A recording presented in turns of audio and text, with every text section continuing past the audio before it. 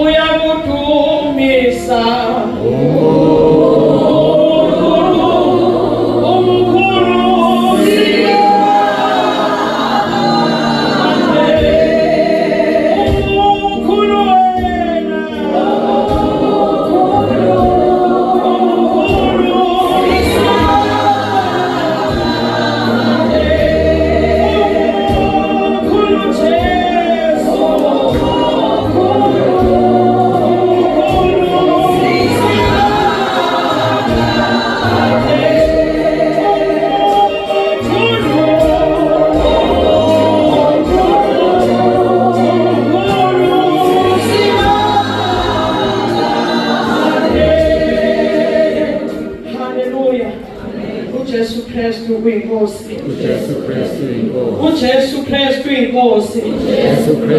uJesu Kristu inkosi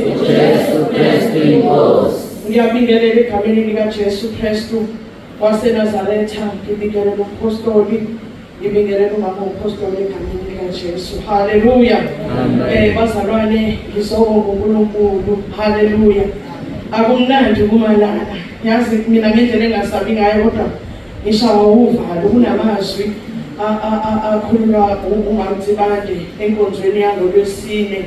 ngelinye ilanga wathi mawumeke epulpiti lelo gama lisho ukuthi ukhipha umuntu emgodini kusho ukuthi ke bazalwane mayingekho umfana ingekho intombi kukhona intombazane kusho ukuthi mawungamkhipha umuntu emgodini mawumeka umphushela phakathi ngoba uphuli opposite yakhona uphusha manje ngiyasaba ke bazalwane ukumala ngohlobo olumangalisayo ngizobonga uNkulunkulu ke bazalwane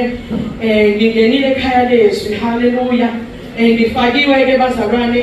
entabeni ekhaya lezwi entabeni eGrasshof yabonelela ekhaya lezwi ngafakwa umuntu ngavele ngathi ngitha sometime ngingakabonani ukuthi konje lekhaya lezwi kuthiwa ngibona nje igroup ngoba bazalwane kubalekile ukuthi umuntu okufakayo egroupini umuntu ophila kanjani ngavele ngabuka mina impilo yalo ngifakayo ngathi hayi ngeke kanti lithi angakalaleli ngisho ukulalela haleluya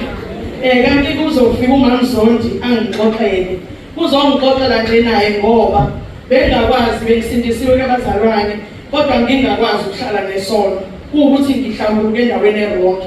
ngoba ngeke uzokwazi ukuthatha ingubo yakho uhambe uyiwasha futhi emanzini angcolile ngihlambuluka endaweni engekho right umuntu ongahlambulukile haleluya ngibone kufana ngithi nje ngibuyele ekhaya ngibe kuya khona vele lezi zone kade ngihamba ngiyosihlambulula behluleka ngisho ngathi isono siyihlazo kangakanani behluleka uhlala naso haleluya uJesu Kristu inkosi ngibehluleka kwaze kwaba naye wanedewezwa ngekhaya lezwa wagijimiswa kwengane weza kumina wazongixoxela ngekhaya wathi esangixoxela nje ngokuvuna kwezona ngathi phela mina loyo imina odinga lokho ngiyambonga ke bazalwane uNkulunkulu efikile wangixoxela ngekhaya lezwi ngangena ekhaya lezwi ngaqala nami ngabhuka ngavuma izono zami hayibo nazi izinto zenzeka mina iminyaka mangangixoxela abazalwane ukuthi izinto zami bezivaleke ngo-2004 kungenzeki lutho kodwa ngaba ukudiliza nje loludonga ngibhala izono zami uNkulunkulu wenza isimanga ngizofakaza lokho nje abantu abasha ukuthi ngokungena ngiqala ngivuma uNkulunkulu makuthiwa isono sivuma la usikhumbula khona uNkulunkulu wenza imanga abazalwane ungenzeki kubantu uNkulunkulu kuyenzeka khona izwi elingibusa ngohlobo lwesimanga elithi masondelani kimi khona nami ngiyakusondela kimi futhi masingasondeli kuye naye akasondeli kithi haleluya ngizobonga nje bazalwane uNkulunkulu ukuthi ngathi mangiqala istepu ngisithatha kwangathi yena uthatha istepu eziwu-10 weza kimi mina bengathi ke kubantu abasha ongakaqala engabe saqala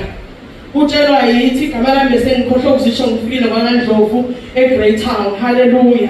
ongakaqali abantu abasha angabe saqala into ebuhlungu njengokuvuma isono ngisho bazalwane baseGreat Town ngithi mina yazi kwangibiza ukuthi ngize ngihambe ngiyoxolisa kubantu abami ngoba bengenza izinto ezirongi ngiyambonga uNkulunkulu ngoba ngihamba nabo yangenza izinto ezirongi ngisho naphambi kwabo kwabisa ukuthi ngihambe ngiyobatshela-ke manje iqiniso elibuhlungu. Ayikho into ebuhlungu abantu abasha njengokuthi ubuyele emuva uyolungisa amaphutha akho. Ngcono uvele ungawaqali, ungabe usawaqala. Uthi umpostoli ngelinye ilanga kubuhlungu kabi ukuthi wakhile indlu yakho bese kufika umuntu ezokukhipha endlini yakho ungathanda yini. Umuntu esefikile wayakha indlu, wayakha wena indlu bese kufika umuntu ekhipha kuleyo ndlu. Kunjalo uNkulunkulu usakhile thina abantu, kodwa thina sinkhiphile uNkulunkulu, sinqoshile ngezenzo zethu. Noma ungasho ngenhliziyo ngomlomo umvumo, kodwa izenzo zethu zinkhiphile uNkulunkulu. Kumnandini ukuthi uNkulunkulu esikumbile wasiphefumulela bese siyamkhipha uNkulunkulu. Bengathi abantu abasha ningabe nisaqala ingakaqali. Imizimba yethu iyithempeli. Ningabe nisaqala. uJesu Kristu inkosi.